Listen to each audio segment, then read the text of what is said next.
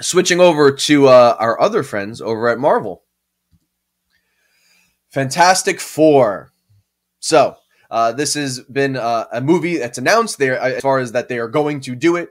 Previously, John Watts was attached to direct, and he has since backed off because he doesn't want to burn out. He did 3 Spider-Man movies in a row, and we also know from my report from the Star Wars Celebration stuff, which I guess was 2 weeks ago when I did the solo podcast, he is working on a Star Wars show as well, which I imagine is just like a big undertaking. So I guess that coming up with those 3 Spider-Man movies, now developing a Star Wars show, and then rolling right into a Fantastic Four, which, you know, obviously is a very important franchise and one that they just picked up from Fox and that they really have to get right. It's a very beloved, you know, series and franchise, and it's Marvel's, you know, first family, so to speak. And also, you know, spoilers really quick for Doctor Strange 2 if you haven't seen it yet. If you haven't been spoiled, I'm just going to give a quick little warning here. You know, now coming off this that we've seen fan cast dream John Krasinski show up as a you know, alternate reality Reed Richards in Doctor Strange 2. That's really kind of set the fire going. And you know, we still have no casting or anything yet, but you know, obviously it's on the mind, it's important, and Marvel may have given us our possible look at who the Reed Richards is going to be. We don't know, but now that we have that background out of the way, the most recent report comes from Justin Kroll, who works for Deadline. He's dropped a couple of tweets, and basically, I won't like read the tweets like word for word. I'll just kind of summarize it. Apparently, Marvel is eyeing some big name directors for Fantastic Four. According to Justin Kroll here, he says he would be shocked if it's a choice made before. Well, he didn't say this. I guess it's someone he heard it from. I don't know. Anyway, they would be shocked if we heard an announcement made before Labor Day who the director is. It apparently seems that they are taking their time, but they are going after some big names. There hasn't been a list of who those big names are, but you know, we could probably imagine. Obviously, people being that we had Krasinski show up as Reed Richards, and his wife Emily Blunt is a great actress. A lot of people are trying to fan cast John Krasinski and Emily Blunt as Reed Richards and the Invisible Woman. So you have that aspect to it, and then John Krasinski himself being a director, and you know, he's done two of his movies have been A Quiet Place, which are, you know, a little more character driven, ensemble driven, have some action, have some suspense in it. So maybe he would be a good choice to also star and direct. But again, Marvel movies are a little bit of a different beast, I believe, than you know, A Quiet Place was. A Quiet Place was definitely like a lower budget, more indie type film. This is obviously Fantastic Four is going to be a big, wildly special effects driven extravaganza just because of the powers on display. I don't think you can avoid that. So I wonder, it'd be a lot to act in it and direct it. And also, you know, I don't know his level of experience with such a big production as well. So just something to keep in mind.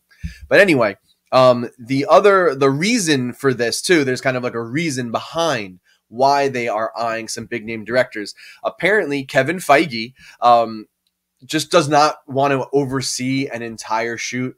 Listen, he's been doing this for like, 20 plus films at this point. He has to be very involved in that. And we know that he is kind of moving, I wouldn't say he's moving on to Star Wars, but now that he's dipping his toe into the Star Wars universe, I assume that's a big dream for him and something that he really wants to get rolling and get right and be involved in. So I think, yeah, maybe the days of Kevin Feige, like really like, you know, closely monitoring every single Marvel movie that goes out there, maybe coming to an end. The reason being, when he had Raimi come in to direct Doctor Strange 2, apparently he did not have to worry about too much with Raimi. He was able to kind of just let Raimi do his thing and just kind of just, you know, oversee, maybe check in, pop in here and there, but not have to really like oversee the entire shoot. And, you know, having seen the movie, it does feel a little, you know, for better or for worse, a little looser, a little different than a lot of the stuff that has come before from Marvel. I don't think it was as tight. And obviously, as aside from the WandaVision connections, like as interconnected as a lot of the previous, you know, pre-Endgame, you know, films were. So, yeah, it seems like he just wants the same outcome. That's the words here is that he is very game have I'm paraphrasing, very game to have the same outcome with this shoot. So they want to get someone who knows what they're doing in there that they can trust. So Kevin Feige most likely can work on the Star Wars stuff and maybe not kill himself overseeing all these movies. I can't even imagine the amount of pressure that this guy has on his back. And it seems like it's welcome pressure. He takes it on. But I mean, you gotta understand it's gotta be a lot. You know, whether you like the movies or not, you know, it's a big thing.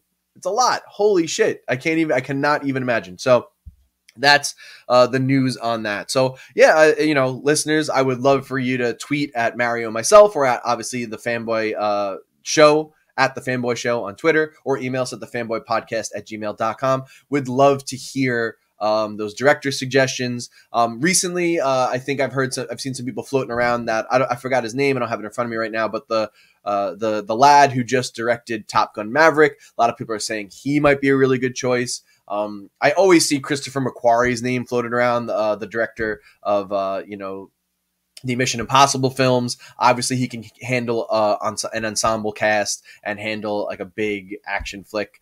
And you know, his name was also floated around possibly with like Superman or Green Lantern.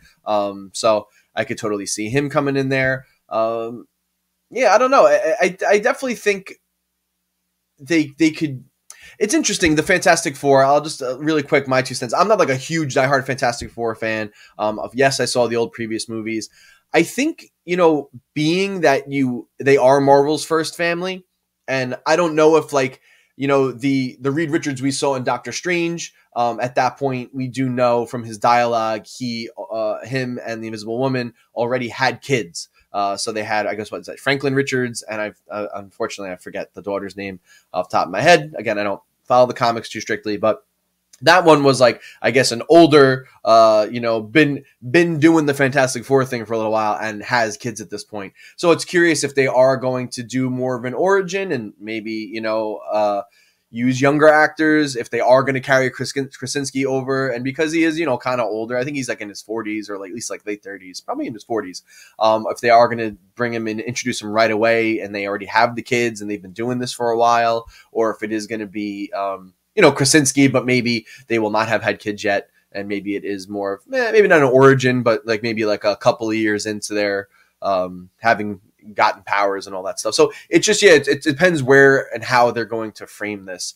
But what I was going to say is, being that it is, you know, Marvel's first family, you know, I wonder if they are going to take maybe like a more intimate approach. Again, you have these wild powers, you know, you have Reed Richards, you can stretch, Invisible Woman turns invisible, obviously, and she has like some like psionic powers and whatnot. Obviously, the Thing is a weird rock monster, and you have Johnny Storm, who just turns into a big flaming human being. So that part is very heightened, but they could do a really more contained story that is about, you know, family and about family, not like the Fast and the Furious franchise.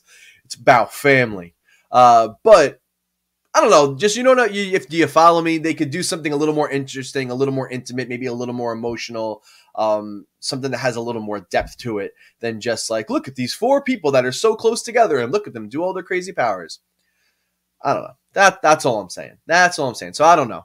But that's the news on the street. So according to this insider, Justin Kroll, and you know, whoever he's been talking to, we shouldn't expect to hear anything anytime soon. Maybe you know, after Labor Day. So we're looking, you know, September, October, November, December. Maybe we'll get some info.